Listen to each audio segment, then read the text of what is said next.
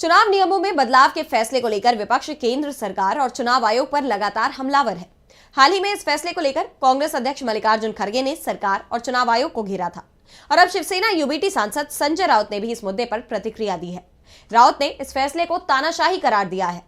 तो और क्या कुछ कहा है संजय राउत ने, जानने के लिए देखिए ये रिपोर्ट। चुनाव के नियमों में बदलाव को लेकर मोदी सरकार चौतरफा घिर गई है। हाल ही में कांग्रेस अध्यक्ष मल्लिकार्जुन खड़गे ने इस मुद्दे पर सरकार को घेरा, तो अब शिवसेना यूबीटी सांसद संजय राउत ने भी इसे लेकर चुनाव आयोग और मोदी सरकार पर निशाना साधा है।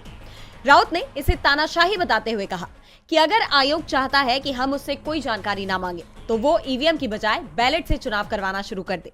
लोकतंत्र की हत्या है। जो रूल बनाया है कि इलेक्शन कमीशन के पास हम जानकारी नहीं मांग सकते, अब हम किसी भी प्रकार की जानकारी चुनाव आयोग से नहीं मांग सकते। ये तानाशाही है भाई, क्यों नहीं मांग सकते? अगर आप ये चाहते हैं कि हम आपसे जानकारी नहीं मांग सकते तो सबसे पहले आप ईवीएम हटा दीजिए और बैलेट पेपर का चुनाव लाइए। हम कोई जानकारी नहीं मांगेंगे आपसे।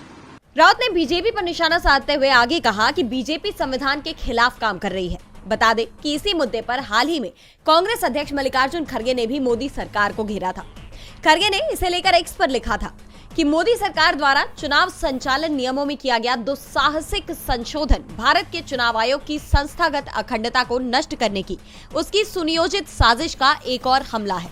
खड़गे ने आगे कहा कि इससे पहले मोदी सरकार ने सीजेआई को चुनाव आयुक्तों की नियुक्ति करने वाले पैनल से हटा दिया था और अब वो चुनाव से जुड़ी जानकारियों को जनता से छिपाना चाहते हैं।